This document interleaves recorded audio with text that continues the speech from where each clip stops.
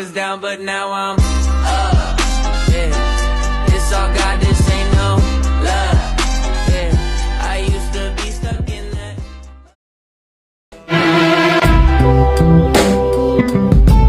Yeah, yeah.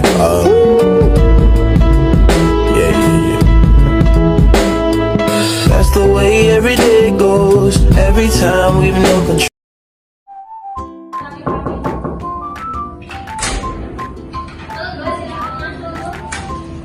Bu Bidan, ini tolong adik saya. Ada yang bisa saya bantu, Bu? Akhir-akhir ini saya lemes banget, Bu. Boleh tolong ditensi? Oh, lebih baik ibunya tenang dulu ya. Kita lakukan anamnesa dulu ya.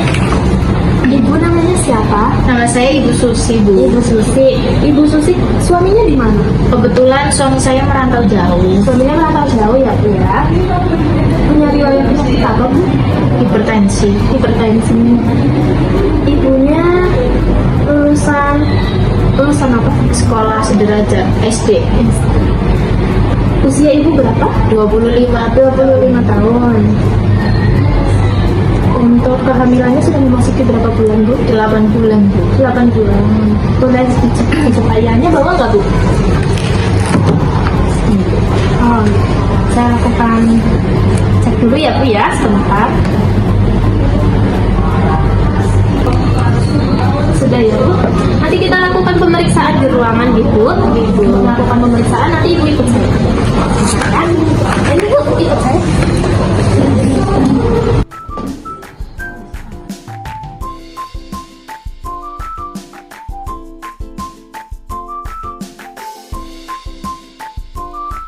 Tunggu ibunya bisa duduk dulu ya. Ibunya duduk dulu. Ibu, silakan masuk ke dalam ruangan untuk menemani ibu. Ibunya rileks ya, Bu. Kita lakukan pemeriksaan tensi seperti dahulu.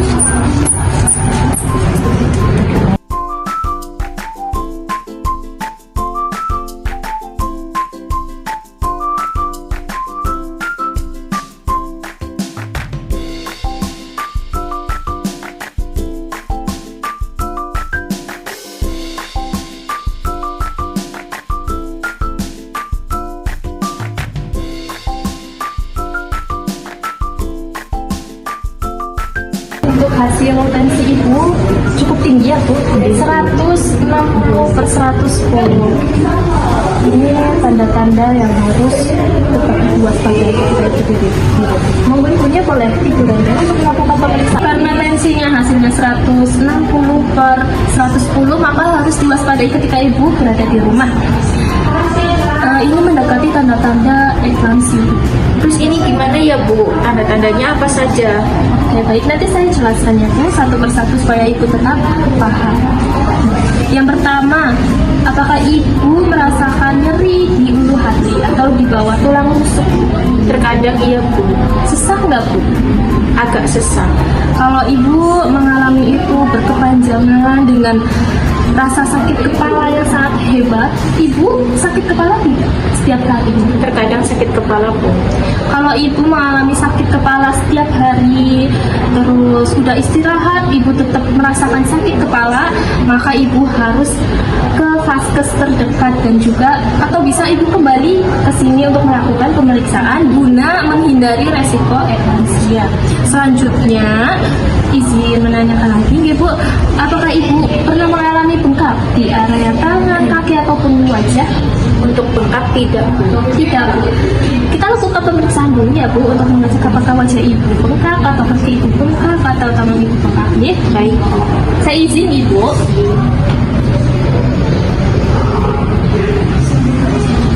Tangannya, tentang Ibu. Relax ke bawah. Selanjutnya izin ke kakinya ya, Bu ya. Kita lakukan pemeriksaan di kakinya.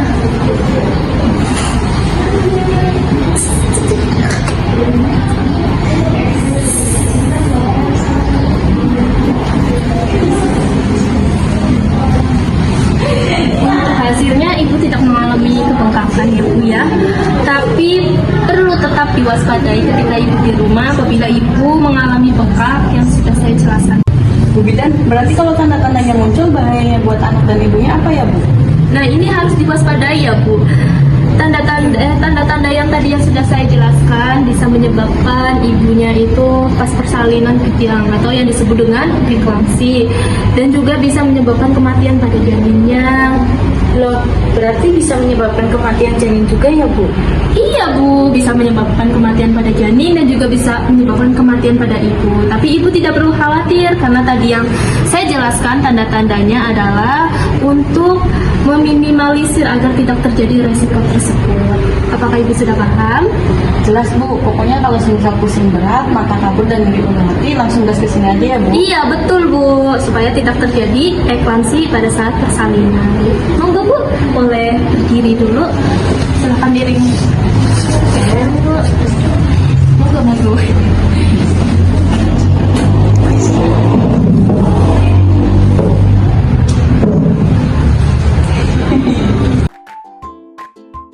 Selamat pagi Ibu, perkenalkan saya Widan Ones, kebetulan saya yang dinas di pagi hari ini.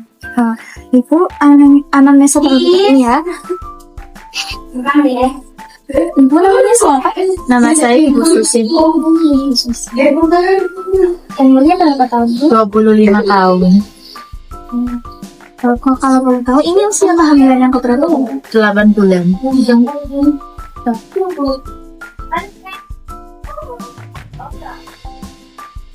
Ibu kalau boleh tahu, ini itu positif Bu sama siapa? Oh, ini budaya begitu sensi ya. Ibu sebelumnya, Ibu punya riwayat penyakit apa ya? Saya punya riwayat penyakit hipertensi. Ibu berarti sebelumnya pernah ya punya riwayat itu? Kalau ada yang bisa saya tahu. Begini Bu, saya merasa gerakan janin saya itu sepi sekali. Dari pagi itu saya cuman gerak 5 kali. Itu gimana ya? Iya, Bu Bidan, makanya tadi itu kayak khawatir terus, jadi saya bawa ke sini. Oke, terima kasih Ibu. Terima kasih ya Budenya Mbak Susi sudah segera mau ke sini. Jadi di trimester 3 ini kita sangat penting untuk memperhatikan gerakan janin itu Bu. Nah, secara medis kita bisa menggunakan patokan 10 kali gerakan dalam 2 jam Bu. Berarti kalau baru 5 kali gerakan dari pagi itu kurang ya Bu? Benar Ibu. Jadi kalau misalnya dalam 2 jam itu belum ada 10 gerakan, itu termasuk kurang karena itu bisa menandakan sinyal bahaya bagi janin Bu. Bisa jadi janin ini mengalami stres atau bau janin. Nah, itu disebabkan karena kurangnya oksigen atau nutrisi dari ali-ali ke bayinya Bu. Aduh, jadi resiko buruknya apa buat janinnya, Bu Bidan? Jadi begini Bu. Jika janin ini kekurangan oksigen, ini bisa menyebabkan janin ini mengalami lemahnya detak jantung janin, dan ini beresiko menyebabkan kematian kehamilan dalam kandungan atau dinamakan IMFD ini. Nah, jadi cara yang paling mudah untuk ibu lakukan, ibu bisa memantau nih gerakan janinnya di rumah untuk memastikan keselamatan ibu dan bayi ibu. Aduh Bu Bidan, saya jadi takut. Terus ini gimana Bu Bidan? Apa yang harus saya lakukan? Oke Ibu, nanti kita langsung ke itu ya Bu, buat tempat tidur, buat nanti bisa jamin itu ya Bu. Jadi kita langsung ke sana untuk melihat bersama-sama janin itu tetap.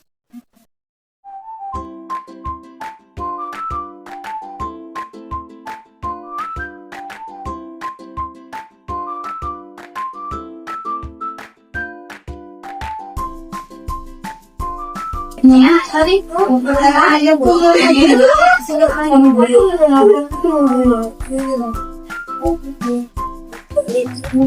langsung ikutan aja ya Bu.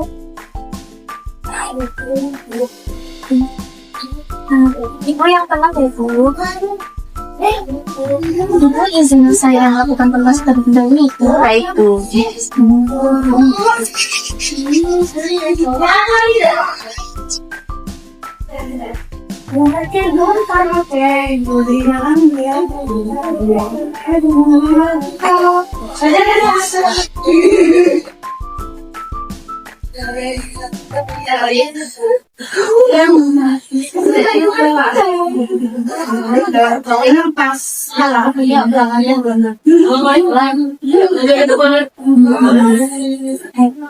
Baik Ibu, untuk sekarang detak jantung janinnya adalah 140 kali per menit, Bu. Ini masih dalam batas normal, Bu. Alhamdulillah, berarti janin saya tidak apa-apa ya, Bu? Alhamdulillah, kondisinya untuk saat ini masih baik.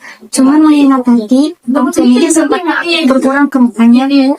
Jadi kita harus tetap waspada untuk memantau janinnya, ya. Emang kalau kurang bagaimana, Bu? Sedangkannya dalam 2 jam 10 kali itu kurang, nanti Ibu bisa langsung datang ke sini ya, Bu. Jangan menunggu esok, jangan ditunggu ya. Apa yang harus kita lakukan di rumah? Jadi yang bisa Ibu lakukan, jangan lupa ingatkan di media sosial, Bu, untuk tetap melakukan yang bisa Ibu lakukan. Nanti Ibu cari waktu santai, nanti Ibu coba dan di situ mulai hidup gerakan jantung ya, Bu. Nanti kalau kurang langsung Iya, Bu. terus nanti jangan lupa untuk kita istirahat, minumnya dijaga, terus makan cukup dijaga. Baik, Bu. Terima kasih. Terima kasih.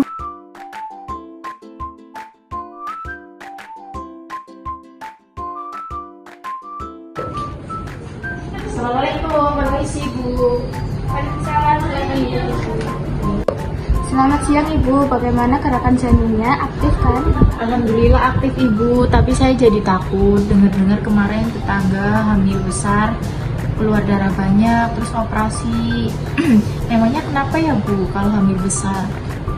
Nah, ada 2 kondisi utama yang harus Ibu waspadai di trimester akhir ya Bu, yaitu solusio plasenta dan plasenta previa, Bu. Apa bedanya, Bu? Keduanya sama-sama berdarah ya? Betul Ibu, tapi rasanya beda. Solusio plasenta itu hari-hari yang terlepas sebelum waktunya. Ciri utamanya itu berdarah disertai nyeri perut yang sangat hebat dan perut terasa lebih keras dan kencang. Sedangkan plasenta previa itu kondisi hari-hari yang menutupi jalan lahir dan ciri utamanya itu berdarah tapi tidak disertai nyeri perut dan perut terasa lebih lunak, Bu. Oh, jadi kuncinya di rasa nyeri ya, Bu. Kalau berdarah disertai sakit itu solusio plasenta, kalau tidak disertai sakit itu plasenta previa. Tepat sekali Ibu, keduanya sama-sama tanda bahaya. Jika ada flek atau darah yang mengalir, harus segera ke bidan atau dokter. Jangan ditunda-tunda ya, Bu. Oh, jadi begitu. Jadi kalau kayak gini tidak bisa dianggap remeh ya, Bu? Benar, Bu. Oh, terima kasih, Bu, atas penjelasan dan informasinya. Kalau gitu saya jadi tahu. Sama-sama Ibu, semoga sehat selalu sampai lahiran nanti ya, Bu. Terima kasih, Bu. Assalamualaikum.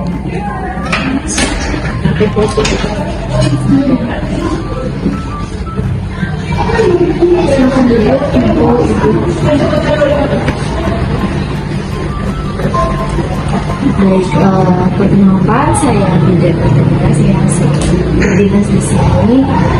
Ada yang bisa bantu?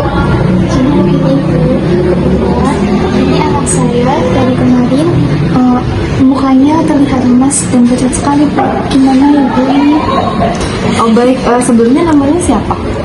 Ibu Susi. Ibu Susi, umurnya 25 tahun. Oh, baik, saya akan langsung dulu ya.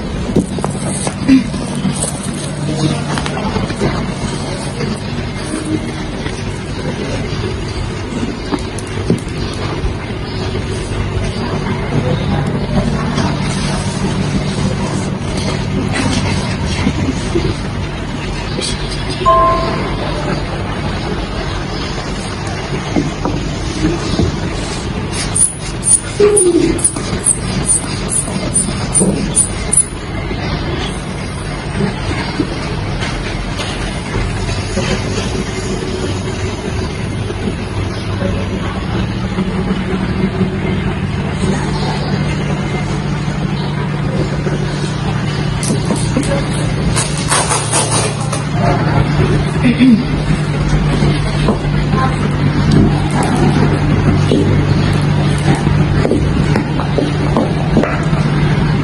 Ibu, Ibu Jessica sudah dikasih dan tensinya itu sangat rendah. Jadi mohon perhatiannya ya Bu, kita harus melakukan tindakan yang benar-benar terhadap Ibu Susi, karena Ibu Susi mengalami kekurangan darah yang sangat banyak, dan kami menyebutnya ini sebagai shock hipovolemik. Apa itu artinya Ibu? Jadi shock hipovolemik itu kekurangan darah yang sangat banyak, dan sehingga jantung itu tidak bisa memompa darah ke bagian-bagian organ yang penting gitu. Jadi ini tuh bisa menyebabkan kerusakan ginjal, lalu bisa mengancam nyawa ibu.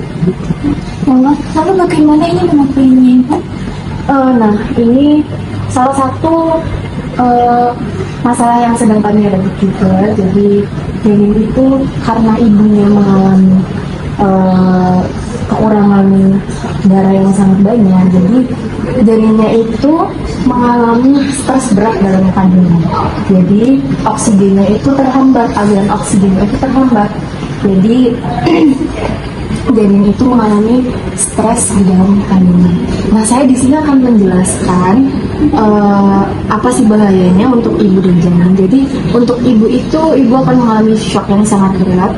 Nah, bisa menurunkan kesadaran si ibu, lalu bisa mengalami kerusakan ginjal, dan bisa mengalami resiko henti jantung juga. Jadi untuk si janin itu, janin bisa mengalami kematian di dalam kandungan, atau yang kita bisa sebut dalam medis itu IUFD gitu Bu.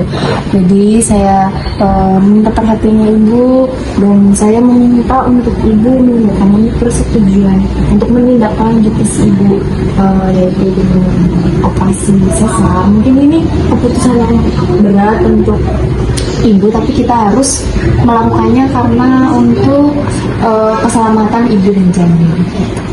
Baik Ibu, lakukan yang terbaik untuk anak saya yang berbidan, dan selamatkan cucu dan anak saya ya Bu. Ya Ibu, saya akan berusaha semaksimal mungkin untuk menyelamatkan keduanya. Boleh ya Ibu untuk bertanda tangan dulu di sini. Nanti tim saya akan menyiapkan ambulans dan berkoordinasi dengan dokter spesialis sesar di rumah sakit. Terima kasih banyak Bu Dian. Sama-sama Ibu.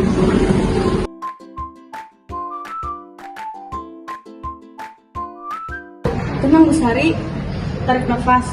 Apa yang bocor? Apakah kontraksinya sudah mulai? Belum ada mulas yang hebat sih Bu Dian. Tapi tadi pas lagi duduk santai nonton TV, tiba-tiba celana adik saya basah kuyup. Jadi saya bawa ke sini, takutnya air kutubannya habis. Baik, mari Ibu silakan berbaring dulu, kita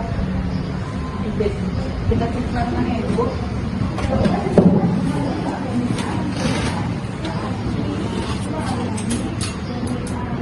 Maaf Ibu. Baik Bu Sari, tadi cairannya keluarnya bagaimana? Apakah seperti meledak atau menembus perlahan? Lalu baunya bagaimana Ibu? Kalau bunyi sih enggak Bu, kalau bau juga saya tidak tahu, soalnya tadi saya panik. Baik Ibu, tadi sebelum kejadian apakah Ibu sempat batuk, bersin atau ketawa kencang? Iya, tadi saya sempat nonton komedi, terus saya tertawa sampai keselap. Baik Ibu Sari, setelah saya cek ternyata ketubannya masih utuh, balon air di dalam juga masih bagus, pembukaannya juga belum ada Ibu. Terus yang tadi basah kuyup di celana itu apa ya? Kemungkinan air kencing yang tidak tertahan karena ada penekanan bayi. Aduh, masa iya sih Bu, kalau saya ngopol? Ibu, secara fisiologi itu adalah hal yang wajar pada hamil tua Ibu. Secara anatominya, kepala bayi dari di bawah lalu menekan kandung kemih. Jadi jika Ibu batuk, bersin atau ketawa kencang, kandung kemihnya tidak bisa menekan, jadilah merembes. Oh alah, jadi bukan KPD ya Bu?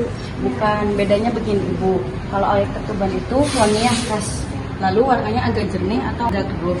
Dia keluar walaupun tidak ada aktivitas dan merembes. Kalau air kencing itu warna sering, lalu warnanya kuning dan akan keluar jika ada tekanan seperti ketawa atau bersin. Ya ampun, tadi saya di jalan sudah nangis-nangis, bikin malu saja ya Mbak. Nggak apa-apa, daripada beneran pecah ketuban, kita nggak tahu. Tapi ingat ya, tetap waspada. Kalau nanti ada keluar cairan yang baunya bukan pesing dan rasanya tidak bisa ditahan, atau ada bulan yang tidak teratur, ibu bisa langsung balik lagi ke sini ya. Sekarang ibu boleh pulang dan pulang selamanya ya. Baik, Bu.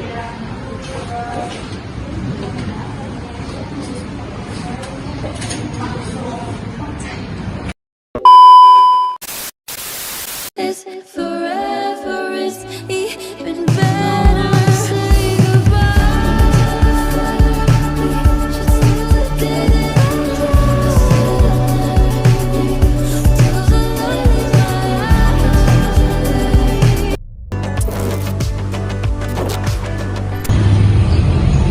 Halo sobat, siapa nih yang pengen masuk ke dalam dunia kesehatan? Kalau dipikir-pikir, dunia kesehatan itu pasti biayanya mahal ya. Tetapi di Akademi Kebidanan KH Putra menyediakan 4 beasiswa. Yang pertama, beasiswa akademik. Yang kedua, beasiswa KIP kuliah. Yang ketiga, beasiswa kabupaten. Yang keempat adalah beasiswa UKT. Di Akademi Kebidanan KH Putra ini menyediakan beberapa fasilitas, di antaranya ruang kuliah ber-AC, laboratorium komputer, laboratorium kebidanan, asrama berbasis pesantren, dan perpustakaan. Visi dari Akbid KH Putra yaitu menjadikan program studi D3 kebidanan yang unggul dalam pemberian asuhan kebidanan secara komprehensif, khususnya pada kesehatan reproduksi dengan menampilkan nilai-nilai Islami dalam wilayah Jawa Tengah tahun 2023. Misi kami meningkatkan tata kelola perguruan tinggi menuju good governance serta meningkatkan kemampuan institusi dalam pengembangan ilmu penelitian, teknologi, sumber daya manusia yang unggul, kompetitif, serta inovatif. Untuk syarat pendaftarannya, yang pertama lulus SMA, SMK sederajat. Yang kedua, fotokopi SKL atau legalisir ijazah 2 lembar. Yang ketiga, foto 4x6 2 lembar. Yang keempat, fotokopi KTP, dan yang terakhir, surat keterangan dokter. Nah teman-teman, untuk info pendaftarannya akan ada 3 gelombang. Gelombang pertama akan dibuka pada bulan Januari sampai dengan April. Gelombang kedua akan dibuka pada bulan April sampai dengan Juli. Gelombang ketiga akan dibuka pada bulan Agustus sampai September.